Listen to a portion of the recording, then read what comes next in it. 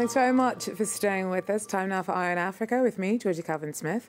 Tonight, at least a dozen people are killed by stray gunfire in a wave of violence in Kinshasa. Congolese police blame the unrest on a political religious sect. We hear from our correspondent. Also, Kenya's president urges peace on the eve of tense elections. Uhuru Kenyatta's upcoming battle with rival Raila Odinga is seen as too close to call. And demonstrators in Abuja call on their absent leader to return or quit. President Muhammadu Buhari has been away for over 140 days this year, most of that spent in London, where he's received medical treatment. Fears for his health are matched by concerns for what it means for Nigeria's fortunes. But first, at least a dozen people were killed on Monday in a wave of violence in the Congolese capital. Gunfights broke out near the central prison and elsewhere in Kinshasa. Police have blamed the unrest on a political religious sect called the Bundi Dia Mayala. Our Thomas Nicolan tells us more. The attack on Kinshasa's main prison started at around 9 a.m. on Monday morning. The assailants were using machetes and guns, and the police were taken aback. Little by little, more gunshots were heard in various neighborhoods of the city where the police clashed with the assailants. In the cities of Matadi and Boma, other demonstrations took place. According to the police, the separatist cult Bundu Dia Congo led these attacks. Bundu Dia Congo's leader escaped from prison in May, and since then he had called on his followers to rise up this Monday against Joseph Kabila. The political crisis is deep in DR Congo, and insecurity has been on the rise for the past few months, and particularly in the capital city, Kinshasa, where various attacks were led in the past few weeks. Thomas Nicolan there for us. In other news, in South Africa, the Speaker of the National Assembly on Monday finally greenlit a secret ballot for Tuesday's motion of no confidence in President Jacob Zuma. The surprise announcement by Balem Mbeki comes after a court finding back in June that she did have the authority to grant lawmakers anonymity in deciding Zuma's fate. Despite spiralling allegations of corruption and several scandals, the leader survived 6 similar votes since 2009. But his critics hope that a secret ballot could embolden dissenters from within his ruling ANC party. Nevertheless, neither side is yet overly confident going into Tuesday's vote. Anonymity. For South Africa's opposition, that's the key to getting President Jacob Zuma out of power and preventing his ruling African National Council from backing him with a simple majority in a vote of no confidence. The Constitutional Court has indicated that a secret ballot becomes necessary where the prevailing atmosphere is toxified or highly charged. That's putting it mildly. This is far from the first time Zuma's faced such a challenge. The opposition's mounted multiple attempts to get him out of office, with just 3 going to a full vote. This time, several issues are at play. One involves Zuma's ties to a family accused of wielding undue influence in political appointments and gaining government tenders. Elsewhere, it was over the replacement of a respected finance minister with a Zuma loyalist during a cabinet reshuffle in March. It led to South Africa's credit rating dropping to junk status and its rand currency taking a major hit. With unemployment at a 14-year high of over 27%, it's left calls multiplying for Zuma to go, and this time his cabinet would have to go with him. For the ANC, that's off the table. Once you remove the president, the government follows. No question about it. So you would have removed government. You would have collapsed government. But you would not have done so because you have got good reasons yourself. You would have done so because you are supporting an opposition that wants to weaken you. Zuma's days, though, are indeed numbered anyway. In power since 2009, he's due to step down as party chief in December and as president before 2019's general election, meaning it's now a question of when, not if, he'll go, and how fast.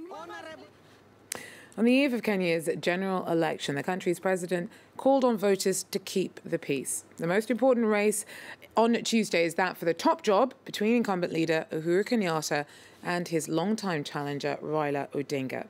Amidst allegations of rigging, concerns about a new electronic voting system, and memories of the fatal post-electoral violence seen a decade ago, in which at least 1,000 people lost their lives, Tuesday's polls are taking place in a strained political landscape. Julia Steers tells us more about voting preparations. The Electoral Commission here has been holding near daily briefings, reassuring the public that everything is in place and ready to go. Tomorrow, they'll be implementing biometric voter ID for voters on their way into the polls and an electronic transferring system back to the tallying center to count the votes. They did say yesterday, however, that about 10,000 out of 40,000 total polling centers lack the connectivity to electronically transfer these votes. So, of course, this leaves room for possible questions about fraud and tampering at the polls. Now, considering the sensitivity of this election, has there been anything different about the nature of the campaign seen by the two frontrunners, Uhuru Kenyatta and Raila Odinga, this time round? Well, Raila Odinga has continued to preemptively discredit the polls, which is something he's done in previous elections. But interestingly, there has been a decrease in hate speech and ethnically charged language this time around. Many people are crediting that to the presence of international observers here and international pressure in general. Something that's interesting to note, though, are new strategies that we've seen in the U.S. election, in the UK Brexit vote. There's been a huge proliferation of fake news and disinformation here. Both campaigns are using foreign advisors from the US and the UK, and President Kenyatta's campaign is reportedly enlisting the help of Cambridge Analytica, which is a British data mining firm that helped the Trump campaign. So while hate speech is definitely on the decline, some people are concerned that Kenya's old school tribal politics are now meeting these new 21st century tactics. Julia Steers there for us in Nairobi. Now, dozens of protesters marched to the presidential palace in Abuja on Monday, demanding that Nigerian leader Muhammadu Buhari return to the country or step down. The demonstration was organised by civil society groups worried about the effect the president's absence has had on the country's fortunes. Buhari's been in London since May, receiving medical treatment. Back home, some are already factoring his absence into their political ambitions, including the leader of Nigeria's main opposition coalition. As he looks ahead to 2019 elections, he's also been accusing Buhari of no longer being physically up to the job. Even inside the chapel of his governor's residential palace, Ayodele Fayose is already campaigning for the next presidential elections. He's on a mission and his ambitions are clear. He believes that nothing can stop him in his goal to be Nigeria's next president. I don't care whether people believe or not. When I said I was coming back and government the second time, they didn't believe. This time you choose not to believe, but you will visit me as the president of this country. Ayodele Fayose is state governor in southwestern Nigeria. Aged 57, the former pharmacist is convinced that his turn has come.